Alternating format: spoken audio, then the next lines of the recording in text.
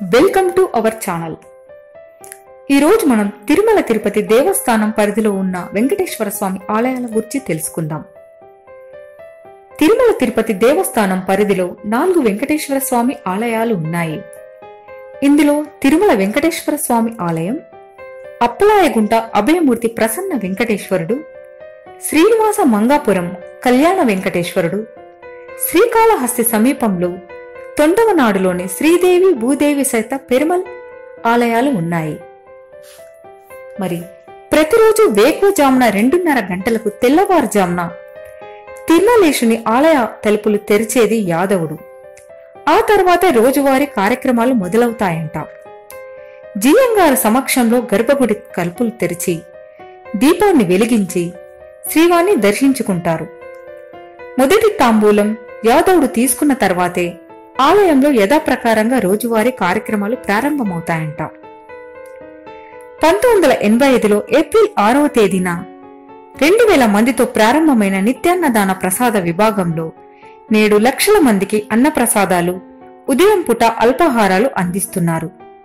ఈ ట్రస్టుకి భక్తులు 800 కోట్ల రూపాయలు విరాళంగా ఇచ్చారట.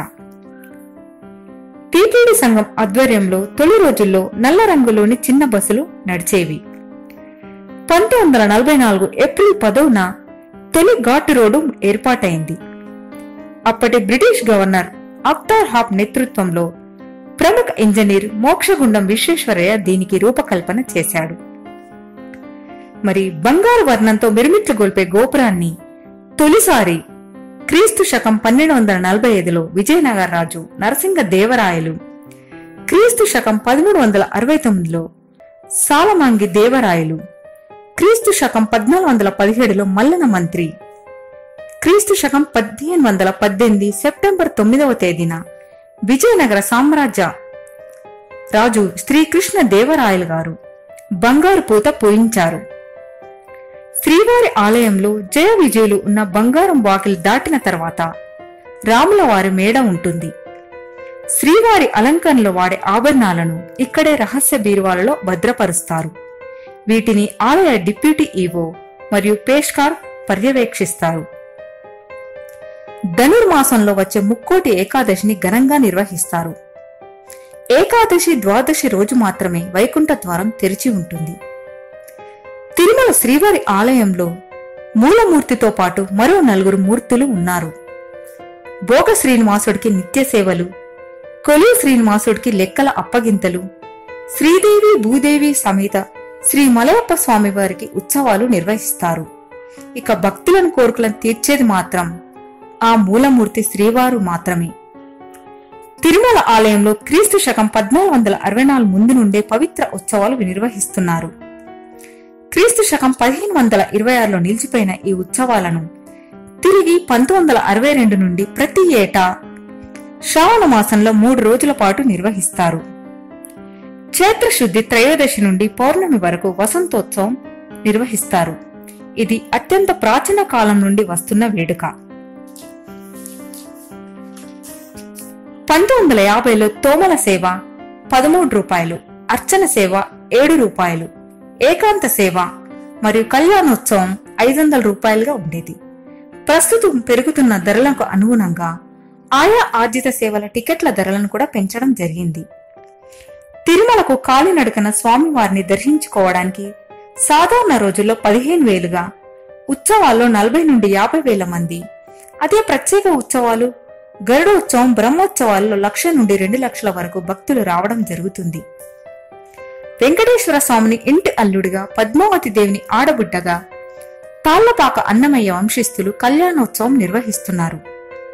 మొట్టమొదట క్రీస్తు శకం 1546లో 17వ తేదీ 7వ నెల తాళ్లపాక అన్నమయ్య మన్వడు తిరువెంకటనాథన్ శ్రీవారికి కళ్యాణోత్సవం జరిపించాడు. అది ఇప్పటికీ ఆనవాయితీగా వస్తూ ఉంది. శ్రీవారి నామధరణకు 16 తులాల పచ్చకర్పూరం, 1.5 తులాల కస్తూరిని వాడతారట.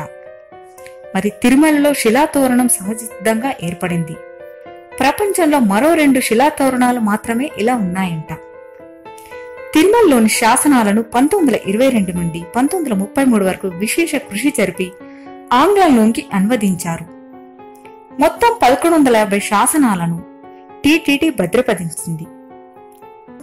నార్త్ ఆర్కాడ్ జిల్లా నేతృత్వంలో ఆలయ పాలనకు పటిష్టమైన పునాది వేసింది. నాడు బ్రిటిష్ బ్రూస్ కోడ్ టీటీడీకి మార్గదర్శకంగా ఉంది. 12వ శతాబ్దంలో వెండి వాకిలి గోపురం విమాన ప్రదక్షిణం నిర్వహించారు. వరహస్వామి వారి తొలి దర్శనం, తొలి పూజ, తొలి నైవేద్యం అందుకోవడం ఇక్కడ విశేషం. వైకుంఠం వదిలి భూలోకానికి వచ్చిన శ్రీనివాసుడికి వరహస్వామి వారి ఈ స్థలాన్ని ప్రసాదించారు కనుక తొలి పూజ, తొలి దర్శనం, తొలి నైవేద్యం ఆ స్వామివారికే నివేదించడం జరుగుతుంది. ఈస్ట్ ఇండియా కంపెనీ వారు 1821 జూలై 25న హుండీని ఏర్పాటు చేశారు. 1958 నవంబర్ 28వ తేదీన మొట్టమొదటిసారిగా స్వామివారి హుండీ ఒక్కరోజు ఆదాయం ₹1,00,000 దాటిందంట. నిజరూపణ దర్శన భాగ్యం గురువారం మాత్రమే భక్తులకు లభిస్తుంది. గురువారం నాటి దర్శనాన్ని నేత్ర దర్శనంగా అంటారు. ఎలాంటి ఆభరణాలు లేకుండా కేవలం దోవతి, మెడలో కంటెలు, నొసటన సన్నటి నామం, బుగ్గన పచ్చకర్పూరం చుక్కతో, తలకు సొగసుగా చుట్టబడిన తలగుడ్డతో, నగుమొమ్ముతో దేదీప్యమానంగా శ్రీవారు దర్శనమిస్తారు. ఇవి శ్రీవారి యొక్క విశేషాలు. మరిన్ని ఆసక్తికరమైన విషయాల కోసం please subscribe our channel. Thank you for watching.